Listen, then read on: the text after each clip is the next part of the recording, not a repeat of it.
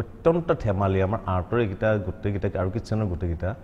অত্যন্ত ধেমালি মাছ সিঁচি পুখুৰী সিঁচি কাৰোবাৰ ঘৰত ৰিকুৱেষ্ট কৰি গৈ পুখুৰী সিঁচি বৰালি মাছ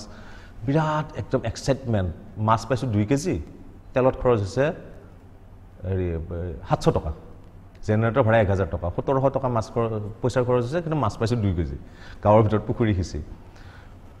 ৰঞ্জিত দাৰ কথা ৰঞ্জিত দাই এৱাৰ্ডেড পাইছে আমাৰ চিনেমাখনৰ কাৰণে ৰঞ্জিত দাৰ কষ্টৰ ফল পাইছে হোলা এটা পাৰ হ'ব লাগে নিজৰা টাইপ আৰু জুৰি টাইপ বস্তু এটা পাৰ হ'ব লাগে কষ্টিমখিনি তিতিব এতিয়া যাবৰ কাৰণে লাইটটো গৈ আছে নাহিদাৰ টেনশ্যন হৈ আছে যে লাইটটো গৈ আছে শ্বটটো ল'ব লাগে ধুনীয়া এটা চাংঘৰ বনোৱা আছে পথাৰৰ মাজত ৰঞ্জিত দাই লিটাৰেৰী গোটেইকেইজন এক্টৰক পিঠিত বান্ধি লৈছে মানে বকচাত বান্ধি লৈছে বান্ধি লৈ